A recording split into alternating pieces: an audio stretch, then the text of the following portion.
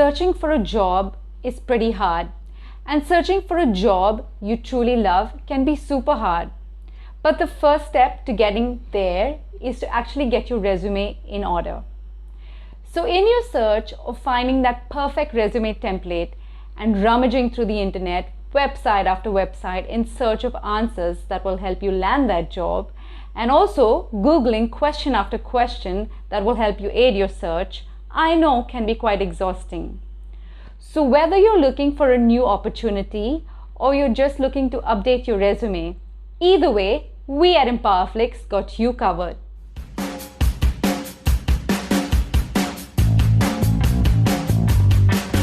Welcome to EmpowerFlix.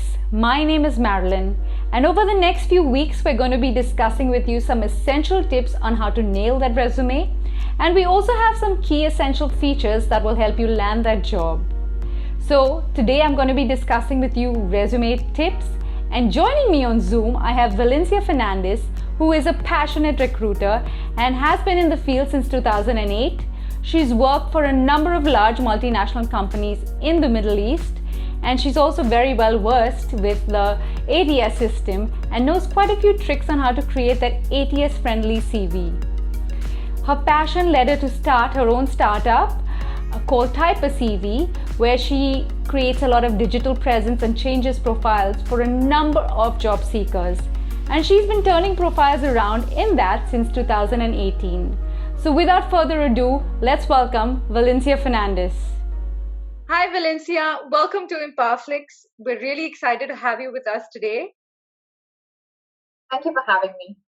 I think not just the EmpowerFlix team, but every viewer who's tuning in, whether a job holder or job seeker, has so much to learn from a hiring manager, and getting first-hand tips on exactly what to do in order to nail that resume is something we're all excited about. Yeah? So let's get straight to it. I'm going to dive in with the first question, and I think it's a pretty relevant question now that everybody's looking into is, how do we get the recruiter's attention? So what should my resume look like in order for you to really want to take a look at it and for me to get your attention? Okay, so let's look at it this way, Marilyn. The CV is first impression to a recruiter. So your CV either makes or breaks the deal with that organization or with that particular recruiter. So I think recruiters go through so many CVs in a day, several of them, sometimes hundreds, sometimes 500, and even more. So I think to really stand out, you need to have a CV that's legible, something that is easy on the eye. When I say easy on the eye, that would include your font size, something not too big that's like really loud, something that is like 10, 11 font size. The font type, not something where I have to literally struggle to look at what I'm trying to read. Okay, so a go-to for the font type would be Calibri. It's a really good font. Apart from that, it's the font colors.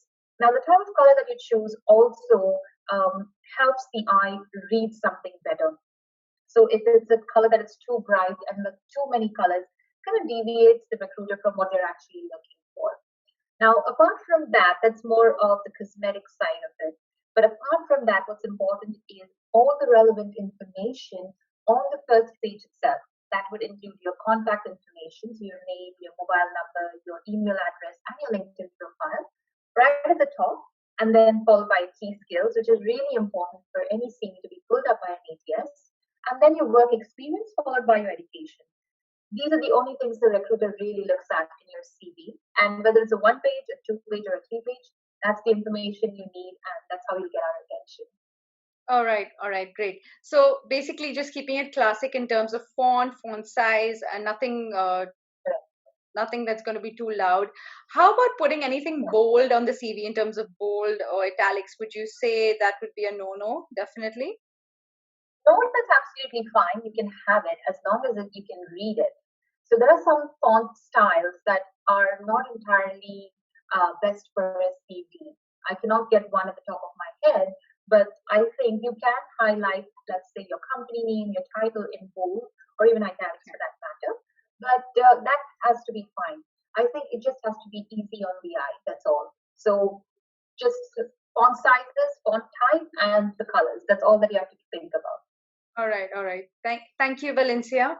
How about somebody who's just going through or gone through maybe a employment gap, or somebody who's trying to make a career change? I know those are two sort of slightly different questions, so you'll have to answer them separately, I assume. But what are the kind of tips you would be giving such people in terms of their CVs? What should they look like?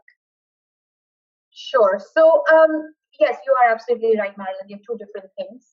An employment gap would be treated differently. Now, an employment gap, for whatever reason, would be a genuine reason. Nobody wants to really just get out of the job and take a break. So there must have been a specific reason. It could be maternity leave, it could be educational leave, or simply a problem back home or something. So the best way to tackle an employment gap is to ensure that you highlight things you did during that period.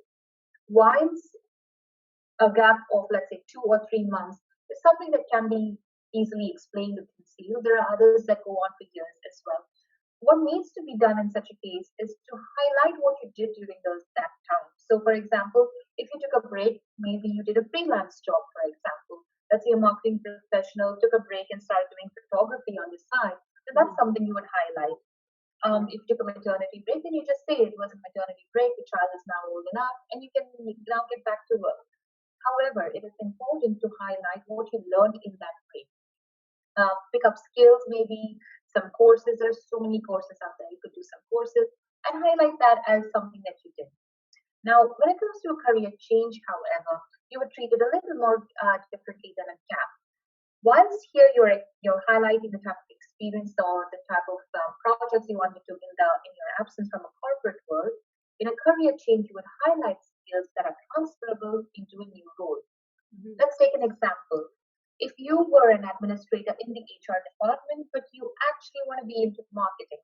Now, things that you did in the HR administrative role, let's say, for example, scheduling or calling clients or creating client relationship or getting in touch with your customers, that is something that you would then take into marketing and work with vendors or contractors within the marketing team, or even schedule appointments for the team itself. So these are transferable skills that you will take on from this role into the new one, and you would highlight those skills when applying for your new role. All right. That's great. Thanks, Valencia. That's very insightful. I think a lot of people will identify with what you just said, because I know there are a lot of people currently going through such experiences in their lives. So also something I think that's very important to tackle today is the ATSs. I think there are a lot of people out there who know that it's a filtering system and most of the CVs actually go through the system. So how do we, what do we need to keep in mind when we're creating our resume that goes through the ATS systems, and in terms of format and anything else you would like to share on the ATS system? All right. So, sure. So, for those who don't know, an ATS is an applicant tracking system. So recruiters use this as a system to monitor the in and out of candidates. All right. So every time you upload your CV up onto any portal for that matter, from the recruiter's end, it is an ATS that you're logging into. All right. Now, I think the best thing to do is when you are uploading a CV into the system, it has to be able to be, basically, the ATS has to be able to read your CV. So, in my opinion, the best format for you to upload is a Word document. It's easily readable. All right. Now, when you are sending your CV, however, outside to an email address, the best way to do that is a PDF. All right. Now, why do I say that? Is because CVs, a Word document, is easy to read. However, try and reduce the number of tables you may have in your CV. Today, we see a lot of infographic CVs that have a lot of images and tables and pictures, basically. And that is not entirely readable by an ATS. So it will pick up only the words that they can see in the CV. The best thing to do is to reduce the number of images. I see a lot of CVs having a lot of icons and the company logos and things like that. They're not necessarily required on a CV. So maybe you could do without it and have a CV that has a lesser number of tables and words that are easily picked up by the system. That's my opinion. All right. Thank you so much. I mean, that's quite insightful actually, because yes, we were aware about formats being something specific for an ATS, but also putting key skills on there. That's something I think is new for me. So thank you for those points. I think they're very, very relevant, and people are really going to use that moving forward in terms of, because you never really know which organization uses an ATS. So you just got to keep that in mind and probably have two types of CVs. Something there, though. Sure. Sorry, I got you short there. I'd really like to add something there. So when you speak of key skills, right, people usually put a table in there with all the key skills relevant to their experience. Mm-hmm. My opinion on that is, whilst you have them there as key skills, it is also important to have them somewhere else within the CV. All right. So how the ATS really works is, it's literally like your Google system. So recruiters use something called a Boolean search. Within the search, what they do is they add words such as, let's take, for example, a marketing professional you're looking for. So I would use words as marketing. I would use the plus sign. And let's say I needed a skill such as illustrator. So I'd say marketing plus illustrator. Now I want this marketing person to come from a company, let's take, for example, Alshaya. So I would put that in brackets, and I would put an and I would put Alshaya. So what the ATS then does is, it will pick up all the CVs that have marketing and illustrator along with Alshaya. And that's how your CV gets pulled up to an ATS. So it's important not only to have the right format that you upload, but the relevant words apt for that role that you're applying, so that you are readable by the ATS. All right. Wow. That's really good. Thank you for sharing that, Valencia. Really, really great points there. Now that we've discussed essentially what we should be doing, let's have a look at what we shouldn't be doing. So what would be your resume no-nos? Yeah, something that shouldn't be on the resume from your perspective. Okay. All right, that's a very good question, Marilyn. So I think there are a few things that are definitely something you shouldn't have. Spelling errors, grammatical errors, above all, the photo that you use and the type of CV structure that you use. These are some things you have to be really cautious about. So when I say spelling and grammatical errors, let's take, for example, a position that requires attention to detail. Now, if I see a spelling error in your CV, it merely means that you have overlooked that, and then your attention to detail is not really as much as I want it to be. So that's a big no-no. Secondly, the picture, the type of images that you choose to put. The type of image that you choose to put should be professional. It could be just a headshot. It could just be the bus shot. So it has to look really good. A selfie is definitely not a picture you should have on the CV. Definitely not your wedding picture. That's not what you need to put up there. All right. And again, you have Word. You have a spell check on it. Use it. So these are the few no-nos that I would say for any CV. Yeah. All right. Great. Thank you so much, Val.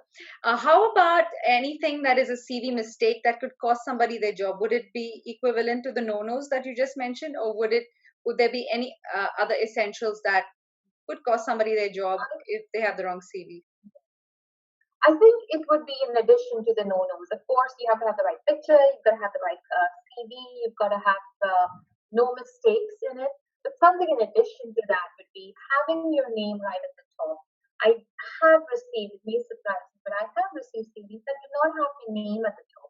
The recruiter has to skip through the CV to search for who the person is. And sometimes it also gets mixed up with the references that they provide, because there are different names at the end of the CV. So have your name right at the top, have a good picture, if you must put one, that is, and just have the right telephone number. So these are some things that people really miss out on checking. Phone numbers, there'll be an additional digit, or maybe there'll be a lesser digit, and then they're unable to reach you. So this is something that people really need to look into. All right, great. Thank you so much, Valencia. This has been absolutely insightful for, I think, everybody who's tuned in. For me, myself, I've learned so much as well. Thank you for being with us and taking time off to share your really, really insightful experiences and valuable information with us. Thank you. Thank you so much for having me. It's a pleasure to share this information with everyone. Really great. We'll hope to see you soon as well. Have a great day. You too. So now that we've gained some perspective on what's required to be in our resumes, do get that value tool that I have ready for you today by clicking the link in the description below. And stay tuned for next week where Azhar is going to guide you through your entire resume, and that's going to allow you to dive right in and start typing it out. Till then, have a great day ahead and see you soon.